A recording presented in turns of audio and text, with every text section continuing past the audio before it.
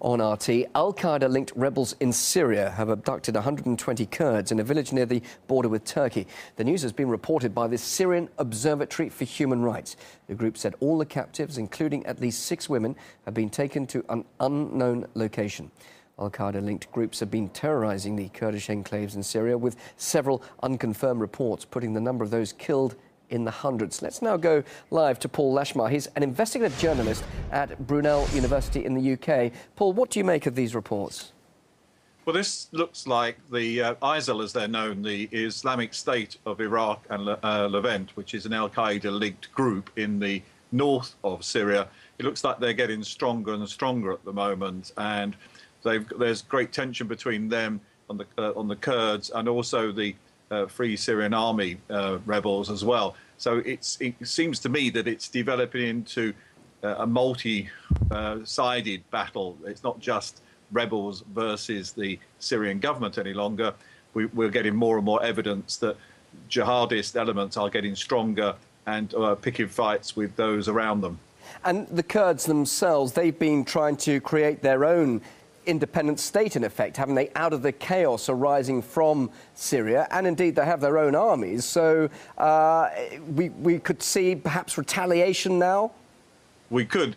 The Kurds have been trying to create their own state, well, as for as long as I've been a journalist and for longer. So, and they have tried to take advantage of the situation, understandably from their point of view, to create a separatist state which covers several borders, including parts of Turkey. So they're not popular with the Turks either, but they're quite militarily well armed. So it will be interesting to see how the Kurds will react to this.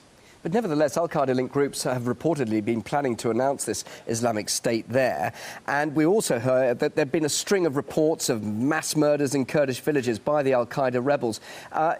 In many ways, there are people being victimised at the moment. But is their plight, in effect, being ignored by the international community? Well, it's very difficult for the international community to get involved. But in fact, they have reacted because, as you saw very recently, the American government have pulled the plug on non-lethal aid to the Free Syrian Army because the Al-Qaeda rebels have taken that equipment. They appear to be, in the course of battles between them and the Free Syrian Army, have been captured equipment supplied by the Americans, and therefore improving their military capability. So, and the Americans have pulled the plug. But that shows how intense it's getting there, and that but the international community is very difficult. It's very difficult to do anything inside Syria. It's very hard to get in there to do anything, and it's hard to know what they're going to do next.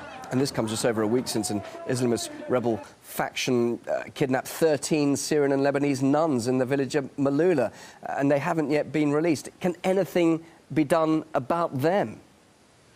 Well, clearly not. And the kidnapping also extends to journalists in this area. I mean, journalists just can't go into the Syrian area now, where it should be on the rebel side, because they are being kidnapped. And therefore, this is why the Syrian Observatory for Human Rights has become so important. It appears to be one of the few organisations that can get information out of the rebel areas, and we're completely dependent on them in some ways because this report comes from them.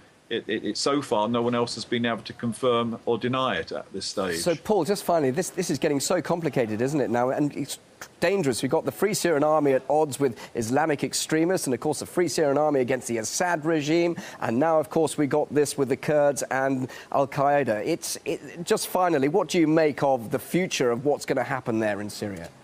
Well, it's hard to think of it, of a greater mess. And of course, you've got the weather closed in with winter now, which we're seeing the impact on the real victims of this, which are the civilian population who are having to leave the country, and they're setting up in, refugee camps where they're not properly provided for, and they're going to start dying. So it is an appalling mess. Paul, really good to talk to you. Thank you very much indeed for joining us live here on RT International. Paul Lashmar, investigative journalist at Brunel University in the UK. Thank you.